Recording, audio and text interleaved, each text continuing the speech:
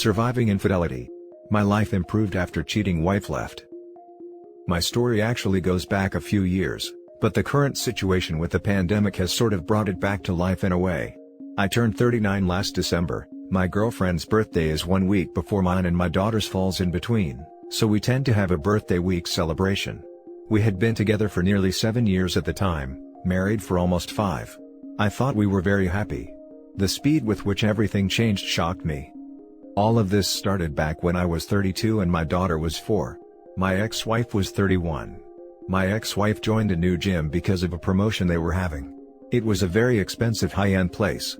It was after that when the trouble started. The details of the cheating aren't that interesting, so I'm not going to spend much time describing it. For about 6 months my ex-wife became distant, picking fights a lot, going out on girls' nights, etc. After about 6 months of all this, I went away on a business trip and when I came home, my ex-wife had moved out. Maybe 2/3 of all her stuff and most of my daughter's stuff was gone. On the kitchen, there were divorce papers. No note, nothing. She was offering 50-50 custody and didn't want any money or the house.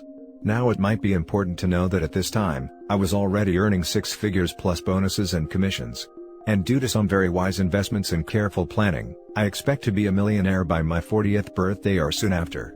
But I guess she wasn't willing to wait. She is a stunning and beautiful woman, so it's not too surprising she was able to meet the guy she did. Especially in revealing gym clothes.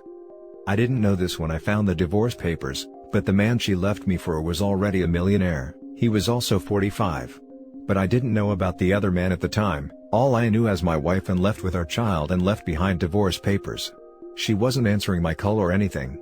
Even her parents and siblings didn't know where she was. Eventually I talked to her, but she didn't tell me about the other guy. She just said that she wasn't happy and she wants to move on.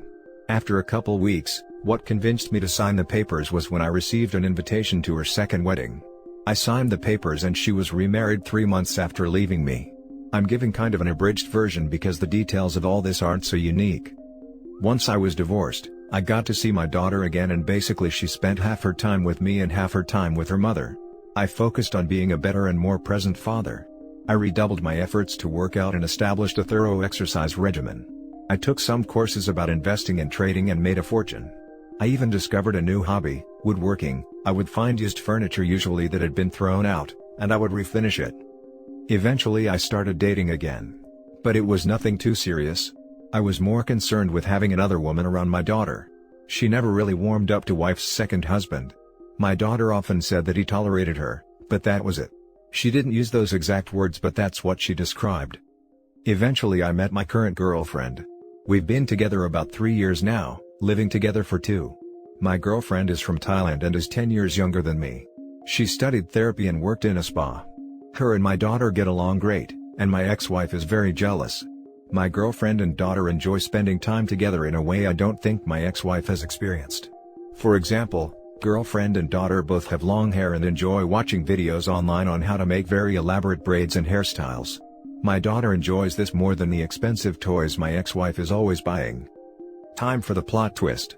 2020, and the pandemic were not kind to my ex-wife's new husband. He worked as a business consultant and lost about 75% of his clients when the companies wanted to save money. They might hire him again in the future but now it's tough. He still has plenty of money but he was essentially living paycheck to paycheck. Furthermore, it turns out he was also heavily in debt. I don't know all the details, but I've heard he has hundreds of thousands of dollars in credit card debt, as well as outstanding loans. He had to sell his house and they moved into a condominium. He had sell off a lot of his assets to cover most of the costs. He is still comfortable but their lifestyle took a drastic downgrade. The upside for me, my girlfriend, and daughter, is that my daughter has been living with us full-time for nearly a year. I happily volunteered to take her while they were dealing with their financial situation. The 3 of us have already visited my girlfriend's family in Thailand, and after the pandemic situation is over, we are going to go back and have a wedding in Thailand. We are tentatively planning on relocating there. My daughter visited Thailand with us and we haven't fully talked about it, but she is excited about living in Thailand with us. She has even started taking Thai language lessons online. I don't know how this will work exactly and it's not like it will happen tomorrow, but I guess I'll just have to wait and see what happens. Anyway, that's my story.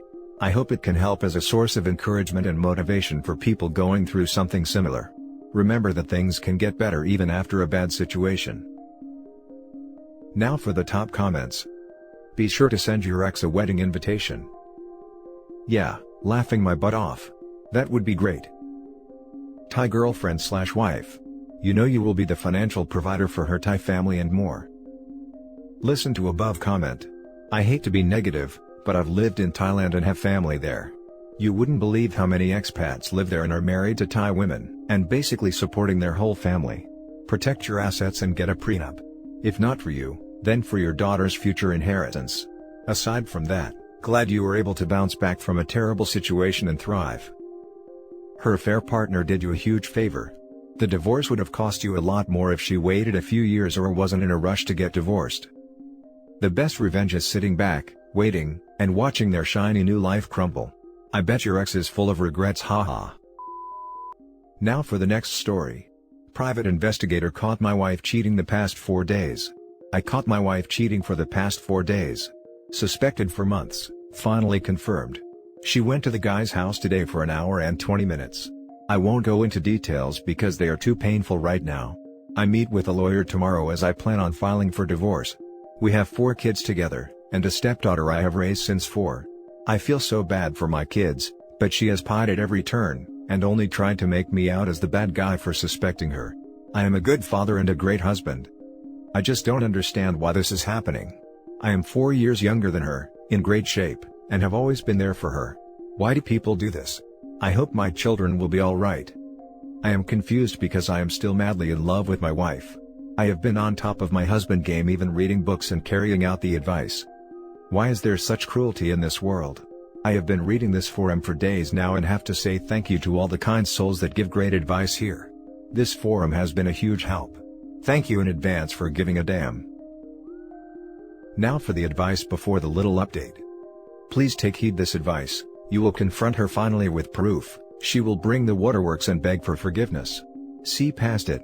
Don't allow the love you still have for her distort your thinking. Good luck. She isn't sad she did it, just that she has been made. For the love of God, don't tell her you know until the last day of divorce or mediation. You need to blindside her and her lawyer. My ex's lawyer got blindsided harder than my ex did. They don't want to tell the truth. Not to you and not to a lawyer. My lawyer would lay down a picture of my ex with a man, and then she'd say, "Was this guy just one time? I suppose this other guy was just one time too. Was it one time on this day and just the one time on that day and then one more time on this day?" Ex's lawyer almost walked out on her.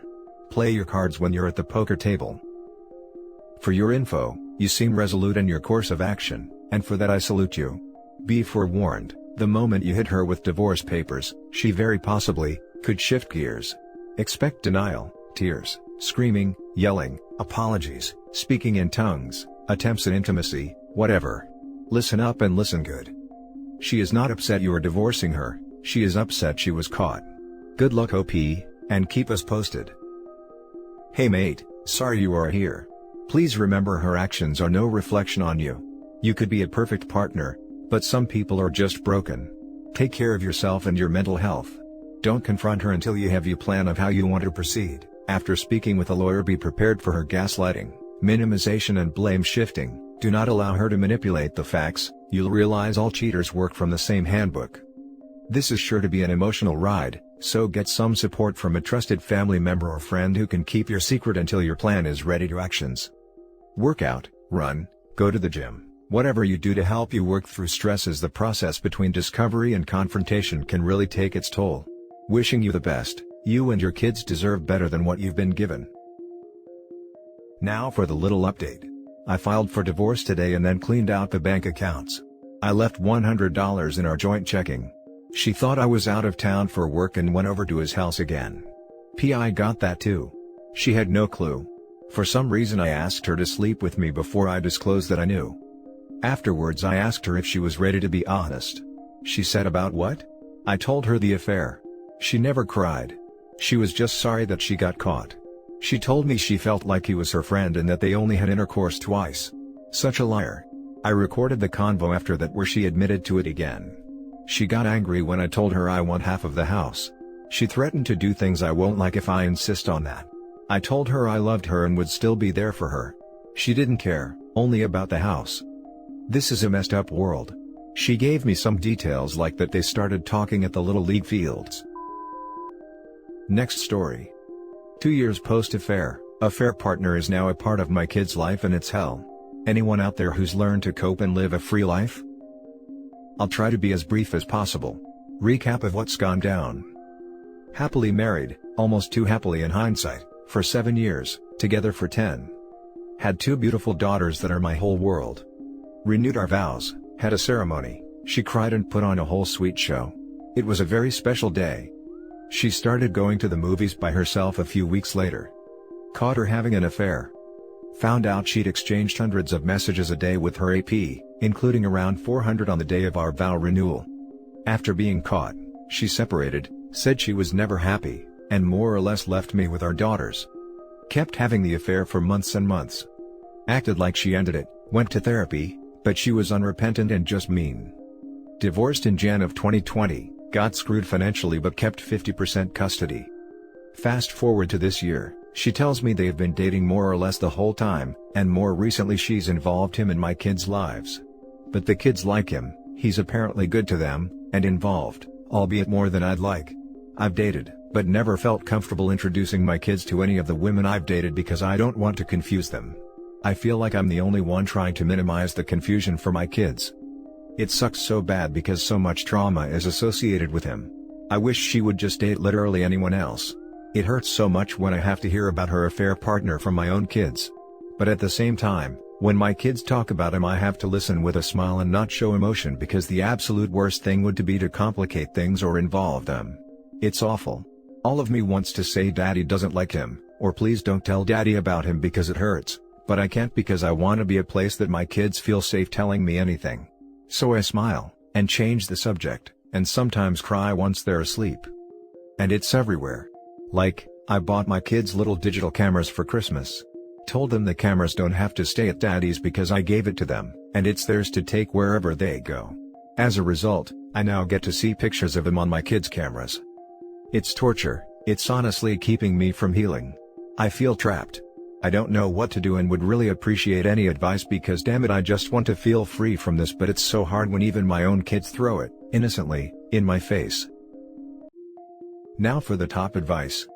Texting AP on the day of vow renewal? Holy cow. What an absolute garbage human she must be. When I read that point, I too thought.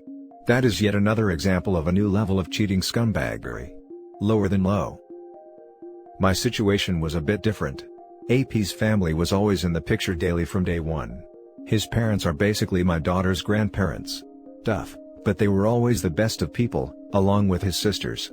Ex married another guy, and I was very fortunate. He is a good man and took good care of my daughter. Invited me to birthday parties and we have never had an issue.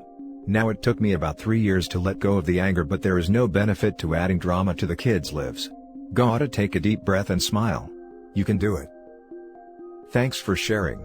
I'm close to 2 years from D-Day and still have a lot of anger, so it's reassuring to hear that it will, hopefully, get easier with more time. I'm in a nearly identical boat to you, brother.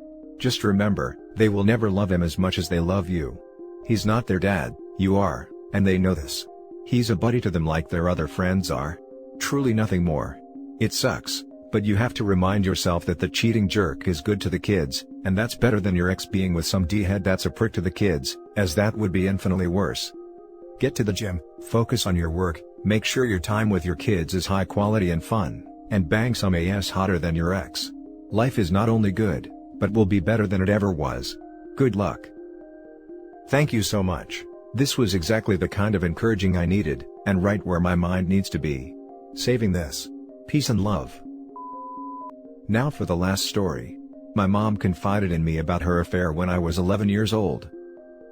I honestly can't even remember exactly how I felt back then when she told me, but I do remember understanding why she did it.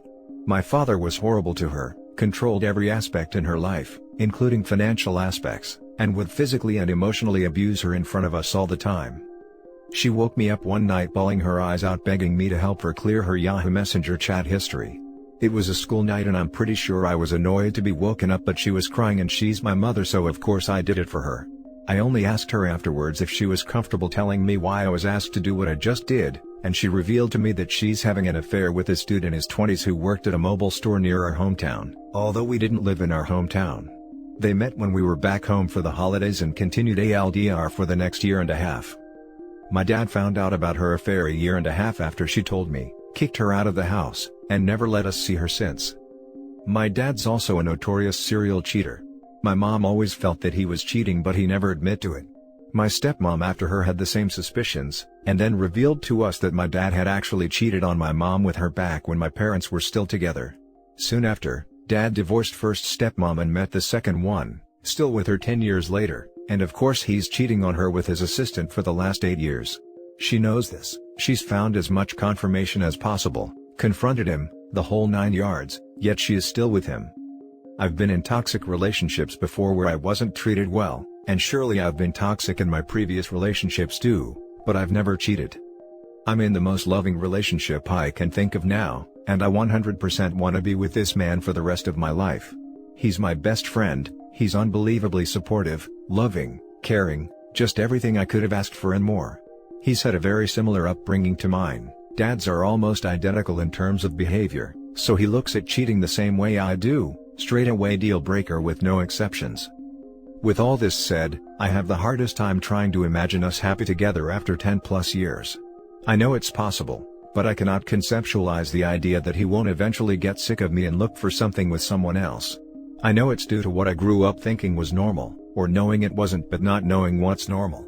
I don't know how to shake this feeling. Just wanted to rant a bit, I suppose. You have a lot of unresolved childhood trauma that, if left unchecked, can lead to unhealthy coping mechanisms in your relationship. Therapy is one good way to recognize the destructive behaviors and learn to better cope and try to avoid certain behaviors. I'd suggest you undertake this journey together with your partner so you all can emotionally support each other. I hope you are supporting your mother and minimizing time with your father here. Your father is definitely a trigger. Yeah, I've been in consistent therapy for about 2.5 years now, and boy can I 100% confirm without it I'd not have been remotely half the person I am today.